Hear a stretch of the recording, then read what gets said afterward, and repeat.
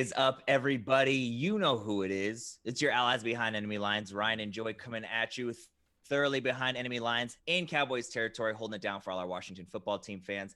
We are live on Facebook right now. We are live. Where else are we live, Joey? We're live all over the place. We're live on Twitch. We're live on Facebook. We're live on YouTube. We're live on three We different are spots. live everywhere. Make sure you check us out anywhere you can find your podcast. If you aren't watching live right now, Make sure you can check us out Spotify, Apple Podcasts, Google Podcasts, SoundCloud, everywhere you find podcast, that's where we'll be. Obviously, here on our YouTube channel, you can go ahead and click subscribe. You should hit subscribe, but ring that notification bell. So if we go live like this out of nowhere, bang, look at this. You're notified and you can tune in and watch along with us. Or as soon as we drop the recorded version of this, it'll be notified and let you know that we have just dropped the latest and greatest heat. Check us out on Twitter at Allies Behind Enemy Lines, or excuse me, at Allies BEL is the Twitter handle. There is all the links for all of our all of the links for everything you need: YouTube, SoundCloud, Spotify, everything you got there. What else am I forgetting? You're here watching us on Facebook, so go ahead and click that share button. Share it to your aunt, your uncle, your mom, your dad, your grandma, your grandpa, everybody, your whole family on Facebook. Here on Facebook as well, there's also a link, Joey, if you'd like to show them this absolute heat of a t-shirt that Joey's rocking right now, our official podcast t-shirt. Hashtag we all need allies, and Allies Behind Enemy Lines, a Washington football team podcast. Great Father's Day gift. Father's Day is right around the corner. Why not show your dad how much you love him by sending him a t-shirt from the best Washington football team podcast based out of Texas? I'm holding it down here in Dallas. Joey's down in Austin. Again, holding it down for all of our Washington football team fans. Behind enemy lines, Joey, I'm kind of juiced right now because we're live all over the place, so I repeated myself numerous times. How's it going? It's going good, and I'm glad you did repeat yourself so much. It gave me time to kind of get all this behind-the-scenes thing going. Because I was like, as you said, we're behind the scenes all over the freaking place. So it makes me think that, oh my God, are we right? Are we live in the right spots? Are we live? Here, there, everywhere. So I'm glad that you had a chance to do that. But I'm doing good, man. It's a nice, beautiful day here in Austin. I have my kids' pool full of water back there. If it gets hot enough, I might jump in that bad boy. It is a burner right now. It is a burner right now for sure. We've been getting rain for like last month and a half, it feels like, and it's finally starting to heat up a little bit. Sun is shining. Got some baseball later today, so looking forward to that. But yeah, we're holding it down here today. Some news and notes about training camp, what we've seen so far. Some interesting comments made by Ron Rivera just the other day about the quarterback position. I know Joey had some hot takes he wanted to fire off. He sent me a text message and kind of hinted at what it was. I said, nope, stop right there. Save it for the show. Save it for the show. It's slow times, not a whole lot of news going on right now. But let's go ahead and get right into it. Ron Rivera said that going into training camp right now, Fitzpatrick is going to be the starting quarterback. He's going into training camp as a starter. But outside of that, nothing has been decided. It is still a full open competition. Now, I tend to believe it's going to be Fitzpatrick in the end.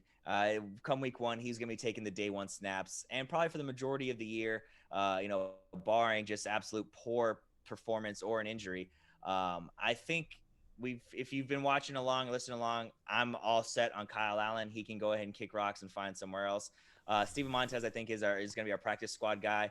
But Joey tends to think that the starter is on the roster right now, but it isn't any of those three that I just mentioned. And it might be this fella right here. Oh, I mean, you already got the shirt on. I was wearing the shirt yesterday, and I'm with you on that. I mean, the news, I saw one of the hottest takes coming out of training camp was the biggest thing coming out is that Taylor Heinicke is not a one-game wonder, and it was just not because Tampa Bay did not know, and had any film on him, that he really is, showing that he's really got that right there. Obviously, he said the veteran experience showed a little bit more, as far as Fitzpatrick right now. But I think with Ron Rivera coming out and making that statement alone, we remember when he said when he signed Fitzpatrick, he's coming in as a starter. We remember that statement being said.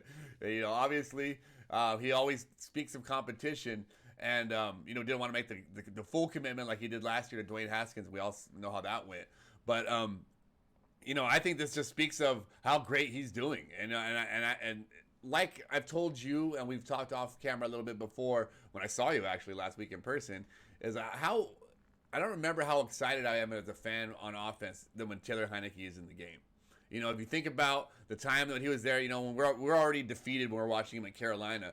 But it definitely, it gave me a little life there at the end. When he came in, I was defeated, at that point. But when he came in, I was like, whoa, that guy can play. And he started making those plays. I was like, whoa, that guy's all right. And we got to a point where it was pretty close there at the end of that game because of him. And then obviously we didn't see him again. And then going into the playoffs, I was pulling for him to start just based on that. And I know you were too, based upon how Alex Smith was injured right then, before then, how his mobility was looking. But yeah, and when he played that Tampa Bay game, and I said it before, that last drive, where he went and and he dove for the stand up again. You have it right there. I have it right here. I mean, it's the yes. When he made that big play, as excited as we all got, probably the most excited we've probably all been in a long time. What also happened though is he got injured, and then that next drive after tying it, I think knowing that it's the look on Montez's face when he thought he had to start, and our defense is looking at the wind was sucked out of him, based upon that injury. I think if he didn't get injured on that play, or get looks like he's not going to be able to come back in, our defense is still even more fired up right then because we just made that. And we're able to stop them and continue to win that game. I think that was just it was the best and almost the worst play for us at the same time in that game, just because I think what it did to our defense. But it just shows you what the type of player we have, and you can't teach that. You can't teach that type of that want to win, that desire to be great, that desire to give everything you have on every play or every chance that you're given. You can't teach that to somebody like that. And whether it's to a fault, it remains to be seen. We have some injury concerns, but I am all in on Taylor Heinicke. Obviously, I think, like you said, Fitzpatrick is probably going to start off like he always does. But, if we see the explosion in preseason, that it's going to be hot and it's going to be, maybe it brings the best part. I think another comment that Ron Rivera made, and I'll wrap it up here real quick on this, is that it's going to be interesting to see how Fitzpatrick responds to the pressure being put on him with Heinicke. Yeah, I mean, I think Fitzpatrick, for sure, is tired of kind of bouncing around to these places. And, he was playing, we've said it numerous times here, he was playing his best football down in Miami last year. And they brought in Tua just because that was their rookie. That was, they wanted to see what they had with Tua Tagovailoa. And so it's like, well, even though you're playing really well, we invested a high draft pick in this guy. We got to see what we got. And so, for one, he's probably tired of, like I said, coming to a new team. He assumes that when he gets here, he's the starter. It's his job to lose. And then now all of a sudden it's like, well, hey, no, this actually is my job to lose. Like it might be closer than I thought. So the type of player, we've said it here, Fitzpatrick and Heinicke, you see a lot of similarities in their mentality and how they approach the game.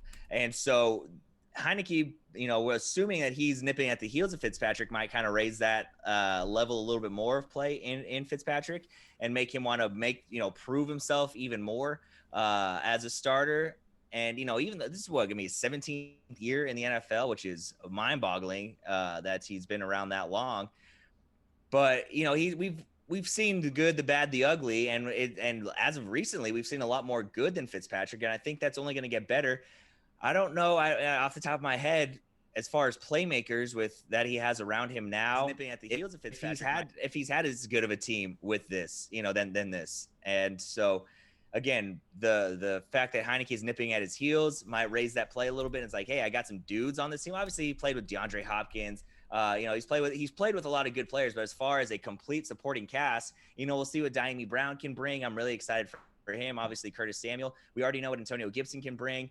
And then just a true vicious defense where if he does happen to throw one or two picks, that it's not going to be a backbreaker like it has been for him in teams in the past. Because we can either go get a turnover ourselves, stop the offense ourselves, or whatever it may be, and where it's not, an assumed score as soon as he turns the ball over. So with that, like I said, I can go back and forth. I would really like to see what Fitzpatrick can bring first. And if it's just not cutting it, then hell yeah, let's roll Heinicke out there and let him cook like he did in the previous 5 quarters, whatever it was that we saw him, because we saw how quickly the team rallied around him. With the best player on our team, the heart and soul of our team, and Chase Young out there on the sidelines, yelling Heinicke, And after he scores, he's out there, pointing at his nameplate saying, "You better learn this name. You know who this name is." Telling coaches, "I like that guy. I like that guy." So when a guy like that, the leader of your team, rallies around him instantly, I mean, the rest of the team's only going to follow. So, a guy that kind of brings that level of energy, if things do get bad sooner rather than later, I think he's a guy that can absolutely jump in there, inject some life, not only as far as morale into the team, but inject life as far as just a guy that can perform. And I know he's a little bit shorter. They said he put on some good size. He's beefed up a little bit to try to prevent those injuries. And the videos that I've seen, it's definitely, as far as throwing the ball, it's him and Fitz. Kyle Allen and Steven Montez. Not even in the conversation. You hear nothing. You hear nothing of them. So I mean, yeah, and you're not expecting anything from Montez. He is what he is. He's a practice squad quarterback. But for whatever reason, Ron Rivera loves Kyle Allen. He wants him sticking around for now. But yeah, like you said, it's not even close. Those guys, they put a little extra zip on the ball. They're willing to take the chances that we can afford to take. Again, like I mentioned, because of that defense and because of the dynamic weapons that we do have, you take those chances. Those aren't 50-50 balls anymore. Or, they were probably like 70-30 balls in the past where 70% chance it was going to end up bad for us. It's closer to probably 60-40, 65-35, where we're going to make those plays because of the dynamic weapons we do have on offense. Yes, it's definitely a different face when I have people that's going to make plays with, even just like we said from last year, just from what the weapons that Heineke did, and he made great use of everybody that was on that field. It was like he fed McKissick. That's just the thing that gets me too, is we had a lot of great weapons last year. We just didn't have. I mean, Heineke showed that once if you get somebody in there that can get the ball in their hands consistently, move around and make plays, is what you need to be able to do in these offenses nowadays, and it's something that Alex Smith couldn't really do. It's just the great decision making that he would make, and the leadership that he brought to that team that really made him successful. So it's gonna be very exciting to see what Heineke can do here. I do believe it's a two-guy race, and I definitely think that that Heineke's gonna end up. I mean, you can't be denied. I mean, you think about like the Mahomes. Do you think back to the Mahomes Alex Smith situation, where a guy comes in like that, and it made Alex Smith have a career year. So that's the best case scenario for Ryan Fitzpatrick, is that it pushes him to that level. But I just think that there's something in Heineke that's different, and we know he's rocking the headband now. So headband Heineke, I know they had a picture of him the other day. So he's looking good out there. He's feeling good. He's playing good, and I still think that he's undeniable, and he's going to be leading this team sooner rather than later. Yeah, I mean, I like I said, I'm all in for Fitzy and see what he's got first, and then if it turns. And I mean, I'm sorry, and just to add that before I know we're gonna probably move on from this. And imagine we have our quarterback, and we're paying him, and what's he gonna be able to do to open up, as far as not having to look for a quarterback. I mean, what else? Think about what we're adding to our team next year. I mean, what will we need to be adding? Because that's the biggest question mark on our team. You answer that question with, and it sounds like we might have. I mean, it's not saying we do. It sounds like there's a possibility we might have the guy in the house that can get the job done. And I saw, Good Morning Football's back on air. Thank God. It gives us, makes me feel like football's on again. You can see some people talk. But that was one of the things that they're talking about, is like Ron Rivera is almost modeling this defense off of the 85 Bears defense, where it's like I said, it's a name position at every position, and again, you just needed a Jim McMahon, Steve Fuller, a Mike Tomczak back then. You didn't need Aaron Rodgers, Tom Brady to win a Super Bowl with that type of team. And if Heineke, I put him against all three of those quarterbacks combined, he has somebody like that, and we have better weapons than that. The sky is the limit for the team, So I'm just super excited right now for this quarterback position. Yeah, no, I can tell you are because by comparing Heineke to Aaron Rodgers and Tom Brady, and so I didn't compare him to him. I didn't compare him. I said you won't need someone like that because of our defense. We just need someone that's good enough. And like I said, I was comparing him to, when I said he's better than all three of them combined, I was talking about Mike Tomczak, Jim McMahon, and Gary Fenwick, the three quarterbacks for the Bears of the 85 Bear team. And before we move on as well. Okay, before we move on as well, I want to shout out to our man Hassan, big fan of the show. He's here, he's live. He had to say what's up to both of us and said our defense has been dominating. So he's pretty excited for things as well. Hell yeah. Speaking of that defense, nice little segue there. Videos out of training camp have looked pretty good. We see Cole Holcomb laying out, making some pass deflections. Benjamin St. Juice making some pass deflections. The whole defense comes running on the field every time that happens. And we've talked about it time and time again. The energy, the level of play that is expected from everybody that steps on that field. Like you said too, not just the number one, not just cornerback one, not just cornerback one on the other side, not just free safety one, not just middle linebacker one. One, two, maybe three, like it's depth. Like, what I mean? We're getting back Matt Ioannidis, who arguably, we talked about in previous years, that might be the best tackle out of all three of them between him, Jonathan Allen, and Deron Payne.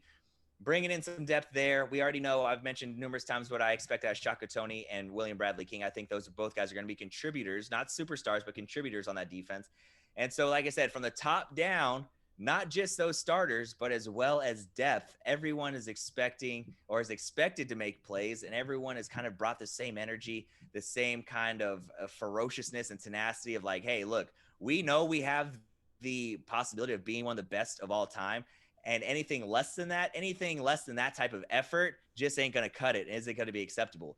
And because of that, and because it's kind of a new culture too of this team, of this defense, of this organization, nobody is letting anything slide. That's kind of the vibe I'm getting too, is just words from, beat writers that are there, press conferences from coaches and players. That it's like, that's what's expected. And if you're not given that, like, we're gonna let you know that it's just not cutting it. You're not cutting it with the effort. You're not cutting it with the energy, anything like that. And so, like, that right there alone is enough to just get the blood pumping through the veins. And like, man, let's line them up right now in the middle of June, and let's go get them out. Get after it right now. Give me a 30-week season. Wrap it up in January. Like, it's exciting. It's good stuff. But like I said, just the stuff out of training camp right now, as far as how that defense is, I know they're not wearing pads. I know they're in shirts and T-shirts and, their helmets, but still just the athleticism to see guys' bodies flying around in the first week of mandatory minicamp. That's exciting too. Yeah. I want to go back to what I said a little while ago about Taylor Heineke. There's certain things that you can't teach. And that energy level, and that passion that they have right now going, I don't care if they're not in pads. That's going to translate into whatever situation they put them on. As long as they keep that passion, that positive vibe going, good things are going to happen. And I know people were asking, like, who's got the juice? We might not have the juice. We have the Saint juice on defense there, and I know he's been making a lot of plays back there. And I know he did get beat deep yesterday, so he got a little bit of a humbling reality check there, because I know he had a great day the day before yesterday. But that another steal of the draft right there. If he pans out to be a great piece of that secondary, and we know what we're getting with our like I said, our D line and hopefully some improved play out of that linebacker core. And again, this defense is it's one of those things I said the other day. So where someone asked me about Washington, and I'm like. It's like I'm tired of talking about. I don't want to talk about the defense anymore. I'm just ready. I think it's almost like a par for the course now. It's like I don't need to. It's like one of those things. It's like you don't need to walk around talking about how cool or whatever you are if you're that good or whatever. And I think that defense speaks for itself now. And I think now is just really focusing in on our offense and making that speak for itself. So excited to see that defense is keeping that energy and passion up in minicamp, and it's just keep that going. Absolutely, 1,000%. Well, since Joey's so tired of talking about the defense, we'll go back over to the offensive side of the ball. No, there's a story that came out a couple days ago. Again, our guy Zach Selby out of Washington, and kind of talk about Charles Leno. A guy that started every game the last 7 years for the Bears, comes over to a new team. How weird will that be? It can't be super easy, super comfortable, but by all accounts, Leno Jr. said he's really gelling with the entire offensive line so far and the majority of the offensive guys. And so it's kind of been a seamless transition, which is exactly what you want to hear from the guy that's supposed to be your starting left tackle, and a left tackle that we have been needing, obviously, since Trent Williams left, especially when he was going through his injury stuff. And I think that, again, you want to talk about, I don't know, layers of a cake, like, not quite the cherry on top, but that left tackle position being solidified by a guy that can do it game in, game out, week in, week out, and has done it for so long already. That's big for Washington, whoever the quarterback may be, whether it's Fitzpatrick, whether it's Taylor Heineke, and just the offensive unit as a whole. It's obviously going to help the running game too, for sure. Yeah, and I'm not, the biggest Bears fan, and but I do have, as we both know, I have Bears fans in the family, and I have a lot of friends that are Bears fans, so I do follow the team very loosely, and usually you hear about when you know about who a lineman is, it's for two reasons. One, they get beat all the time, and they're getting beat up for the holdings, the wrong reason, the negative stuff right there. The other reason is contract disputes and trade options. That's the two ways you know about linemen: is they want a lot of money or they're holding and playing terrible. Someone that's played in the league for that long, who I really didn't know that much. I really haven't heard. I didn't. You don't hear his name. That tells me two good things about him. One, he's not getting burned, and he's not holding all the time. And two, he's not one of these linemen that's gonna sit there and try to hold up teams, thinking that that's a guy that's been solid, like as we said, for years, and is gonna go out there and do his job. And it's definitely shown, as they speak of him, with the seamless transition over to our line. So that type of person is, again, someone that we want in this culture, someone that's going to come in here and play football and do their job. And that's someone that you can, and again, we don't want to hear his name in being talked about. That's a good thing for linemen. So I'm glad that we have this unit. We talk about Chase Rouillet, who I think is still a very underrated center. And yeah. We've had our eyes on for a while. And then the Sheriff, speaks for himself. A lot of good news about this rookie. We both were impressed with Schweitzer last year. Or, as well, I was impressed with Eric Flowers the year before playing guard. So we definitely, I don't remember him getting beat ever at guard. I remember our team getting beat when he went out of the game this one time. But, I don't remember Eric Flowers playing great for us. That's why he got a better deal, obviously. But, yeah, so this offensive line, again, it's not a huge question mark. I think it falls back on that quarterback position. And as we see this growth in minicamp, it's all coming together. It really is. It really is. One of the things that Charles Leno said in this piece by Zach Selby, you can go ahead and check it out over at WashingtonFootballTeam.com. Was like he's not afraid to pull guys aside and ask questions, because he says, like, not only will it help me, but it's going to help them too, because you're only as strong as your weakest link. So if I'm failing, if I'm screwing up, well, guess what? It's going to, show bad on Wes Schweitzer. It's going to show bad on Chase Rouillet. It's going to show bad on Brandon Scherf, whoever the right tackle may be, whether, it's Sam Cosmi or I don't know if they're thinking about putting Flowers out there on the right tackle spot. But, so that a guy like that, who's 7 years into his career, hasn't missed a game, isn't afraid to pull guys to the side and ask questions. That speaks volumes about his character and then the type of player that he wants to be. And at the very end of this article, it says how Leno wants to be the starter, obviously. And you got to assume you sign a guy like that, he is going to be the starter. But he says that's part of being a professional. You measure yourself up against guys in your room, and then after that, guys across the league. So yeah, like we've always talked about with position groups, there's a competition to be the starter, but it's a healthy competition to kind of push yourself and push each other to try to be the best type of player you can be. That's what we've talked about in the defense time and time again. But then once you have accomplished that, it's like, okay, then who are the best in the league and how do I stack up against them? And if he's talking like that, of like, hey, I don't want to just be the best guy in my room, but then I want to try to be the best guy in the league. Again, speaks volumes to the type of player he is, the type of mentality he has, the type of character he has. He's named to the Pro Bowl in 2018. So a Pro Bowl left tackle, an all-pro guard in Brandon Scherf, a big up-and-comer in Wes Schweitzer if he continues playing as well as he did last season. Chase Rouillet, again, kind of a silent giant, I guess, if you will, for a guy that just gets the job done. For those five pieces that we know should be the starters, we'll see how the right tackle spot shapes out. That, like you said, no longer a question mark, and if anything, might be an exclamation point on this offense of like, hey, we got the offensive weapons as far as wide receiver, running back, tight end, offensive line's taken care of. Again, like you said, it just relies on that quarterback and see how they can kind of manufacture everything and put it all together and bring this whole thing together. Because right now, it looks like it's what'd you always a souffle, not a souffle, a casserole. Yeah, the casserole we put all together. That casserole is definitely we have perfectly measured out ingredients right now, and they are perfectly placed in there. And now it's just all based upon the cook and his monitoring of those ingredients and how he handles that. I also like to liken it to an NASCAR. That car is looking sharp. Those tires are looking nice and, no treads in them. Now it's all up to the driver of that car, what he can do with it in this race, in this 2021 season. So, It's exciting to see this team going together. The most exciting part is, again, the feeling that we get in the excitement we have for our team. You know, it's not this dismal thing. You know, I think no matter what, we're going to be cheering them on, and we're going to have exciting games. You know, and that's all we really wanted. You know what I mean? It's one, as we always say, or as I always say to other football fans, one out of 32 teams. You know, there's going to be 31 unhappy football fans when one team their team wins at the end.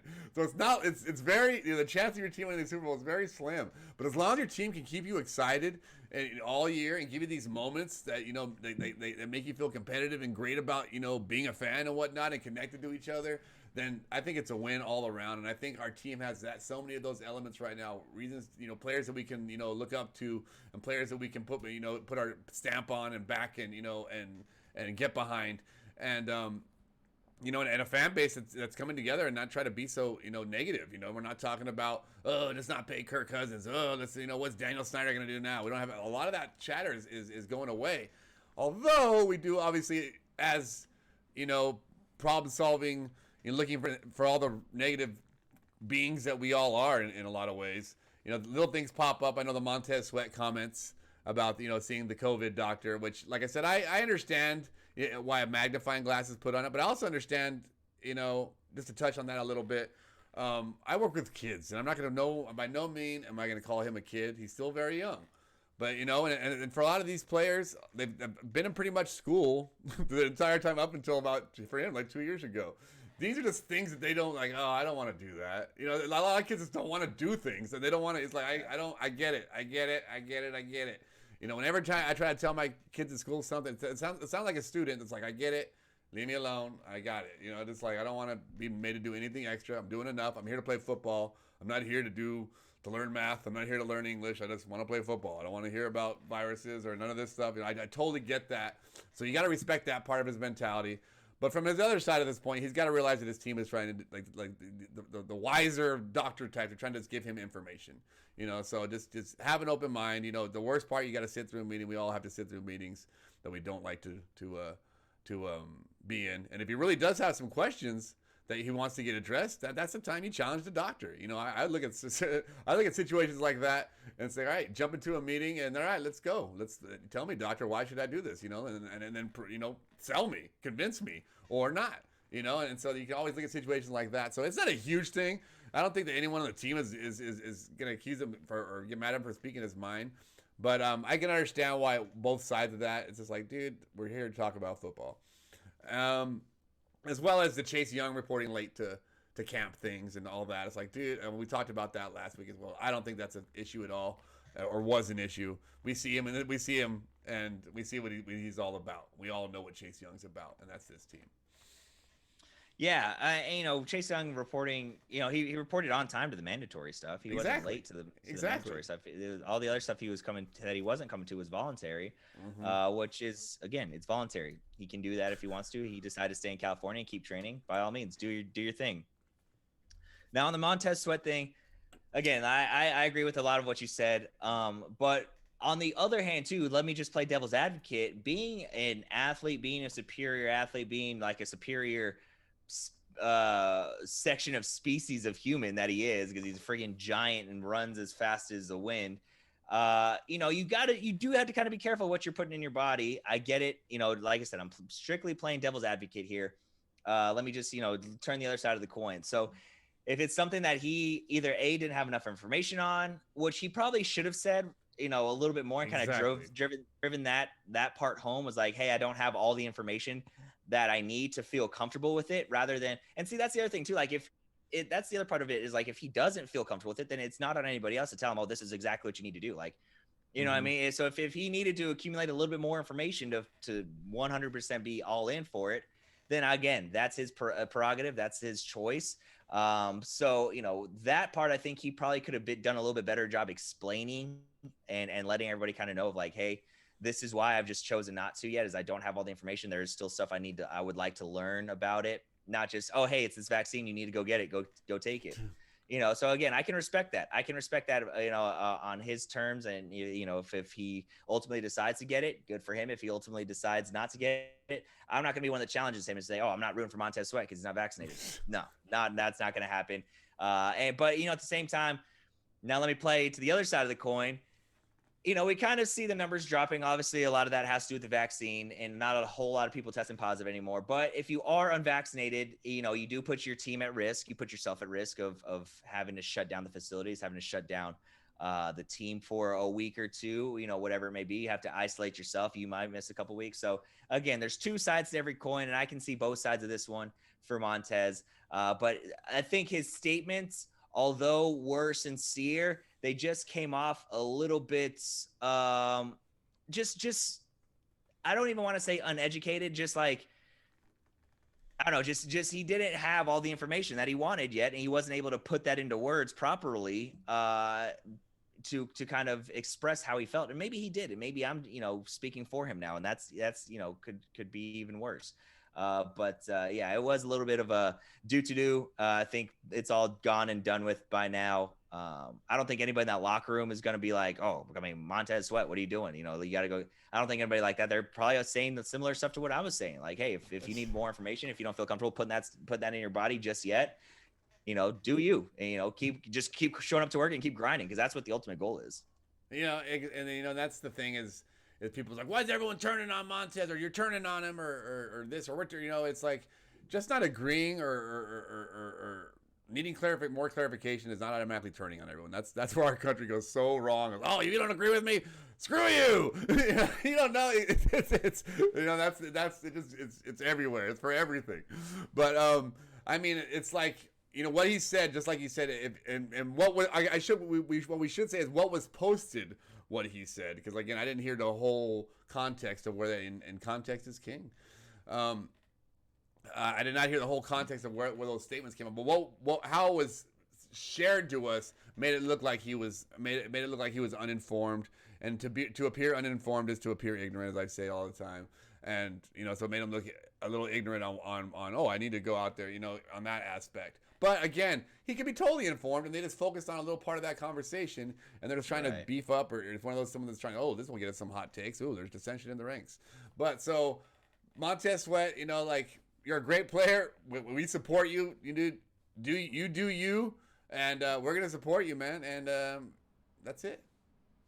100%, 1000%. Yep, could not agree more. My favorite color is blue.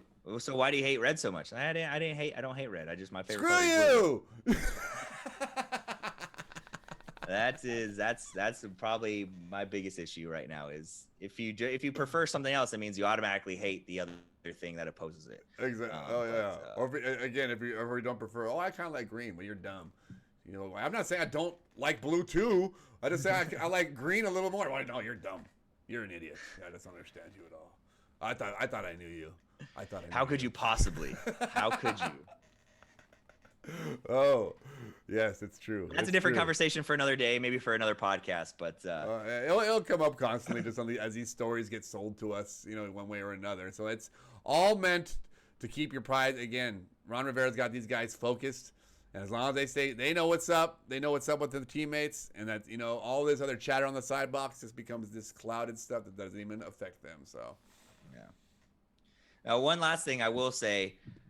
I do like the Washington football team, so that means I absolutely, in fact, hate the Cowboys and the Eagles and the Giants. So that part is okay, but the other stuff, let's pump the brakes. Well, I'm not gonna hate somebody because they like the Cowboys. It's not gonna be. I will. So you hate your wife. I'm basically saying, you're basically right here. You're saying you hate your wife on a live show.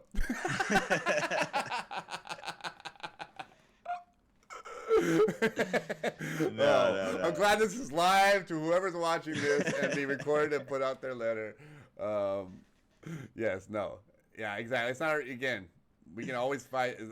I love talking, I have friends that are Cowboy fans. I have coworkers Cowboy fans, and as long as you can talk football with them without them being the way we're saying right now, oh, screw you, they suck, then it's like, it's just dumb people are dumb people, no matter what team they like, no matter what color they like, and no matter what the heck's going on. The people that talk like that don't know anything don't know what is going on with their team. They just root for that jersey. It's like when you're in elementary school or middle school. I'm sure you've seen a lot of it. Although nowadays, with all the information that's available of the kids as far as what's going on with their teams. A lot of them are a lot more informed than even like I was when I was a kid. Whereas like that's pretty much what it was. Like, oh, you suck. I hate the Cowboys, so yeah, you suck. It's like, you know what I mean? But now like I said, there's a lot of information right at kids' fingertips where they can actually follow along. But sometimes they don't. Like, tell me 5 players. Tell me 5 players from your team. They're like, exactly. It's Tom Brady, Rob Gronkowski, whichever team won the Super Bowl last year. Exactly. That's the other thing is whoever won the most recent is that's their favorite team. Yeah. The recency effect. We're the primary effect, which is the best one, which is the one that stuck out to us the most. Recency effect is the bandwagon people. My brother was Brady. He was one of the biggest recency effect kids, and finally beat it out of him, and he's back to the primary. So. Exactly. It took a couple full Nelsons and figure 4s, and eventually like, all right, I'll stop riding bandwagons. I'll hitch. Exactly. Oh, buddy. Well, that's all I got for news and notes around training camp. The biggest thing we want to talk about was that quarterback competition. I don't know if you have anything, Joey, or if we wanted to open up to all the many viewers that we have across all our live platforms. We got a couple on there. Anyone wants any questions? Anything they want to talk about? Washington football or NFL related? Like it's good to see. Like again, just to have a. I'm so excited to have a season where we go in there. We're probably gonna have. That's another thing I was going to talk to you about. We can do this on the podcast for everyone to watch. Did you see a note that came up that the Washington football, obviously we're playing in Denver this year, and they announced that they're going to do a Peyton Manning, some kind of like ceremony for him at that game. Oh, really? So if for some reason Las Vegas doesn't pan out for our game to go to, that would be so cool to go to that game. But I guarantee you those tickets are going to skyrocket the second this news goes more and more viral. I saw that this morning, so something to think about. Peyton Manning being, probably, one of if not my favorite football players of all time, which is so weird to say because he did play for Washington, but yeah, it's just the command, like the personality type is what the kind of personality type I aim to be is just no one tells you. It's just like you're on top. You're ahead of. The next question. You're ahead of the next. You're no one's showing you. You're just keeping yourself aware and educated of everything. And it's almost like they had to invent. Remember, they had to invent the whole substitution rule because of him. Because he figured out a loophole in the whole game. All right, let's get him. And it was like we had to invent a whole rule because of Peyton Manning, and eventually, if he would have played on longer, who knows what we would have saw. So it's just. Because if he could have stayed that, I think the worst thing that happened because of Peyton Manning, and this might even be before your Madden days, was when they brought out the QB vision in Madden. He had to do the field. The field would be like dark, and then like darker, and then wherever the quarterback was looking, it would be lighter. And then so like if you were looking over here, but now all of a sudden X was open that way, and you threw it that way, it'd be way more inaccurate because it was using the quarterback vision of what Peyton Manning was supposed to have. That sucks. That stuck around for I think a season, maybe 2. But that was probably the worst thing that Peyton Manning did to the NFL and football was that. I'm sure if you have any Madden players in your chat right now, they definitely know what I'm talking about. Well, yeah, that was probably what 5 years ago, 6 years ago. No, probably 10 years ago. No, that was like 15 years ago. That was a long time. That was pre-much. So a lot of my players probably in this chat right now are not even that old. You got it? I'm not going to go easy on you. Just kidding.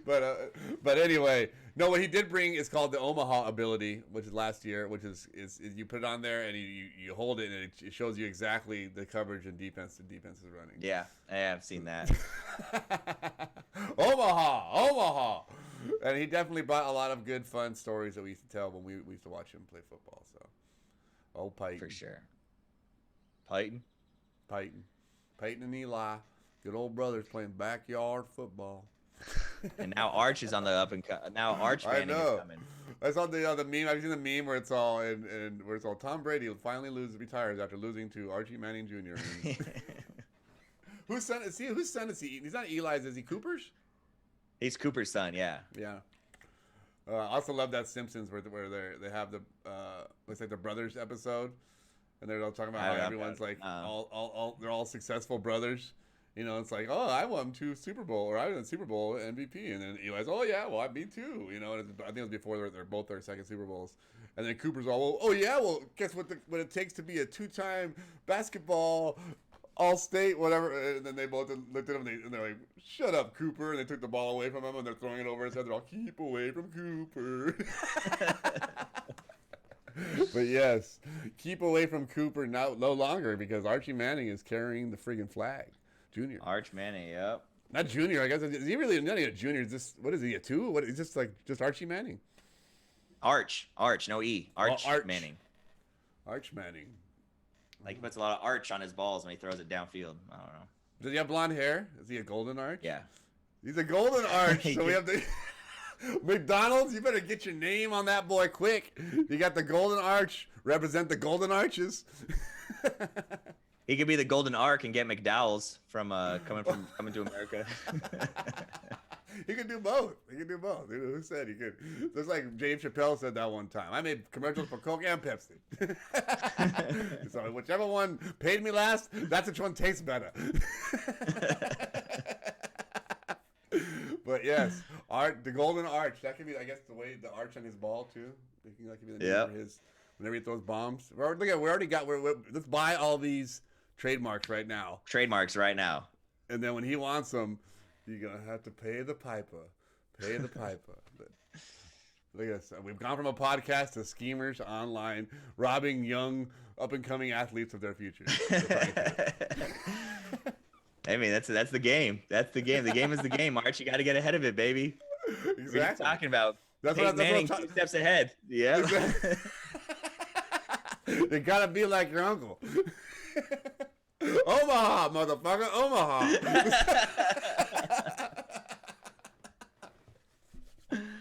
Oh shit! Right on. But yeah, the chat is not asking any questions, so I guess we're all right. I guess we're out then, huh? All right. Yeah. So it signs off. Yeah. So thanks for watching here, either live or listening at a later date after we drop this recorded version. Again, check us out anywhere you find your podcasts: Spotify, Google Podcasts, Apple Podcasts. You can also find us on SoundCloud, all by searching Allies Behind Enemy Lines. On YouTube at Allies Behind Enemy Lines Podcast, Twitter at Allies BEL.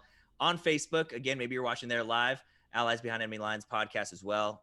Thanks for listening. Thanks for watching. We'll see you guys next week.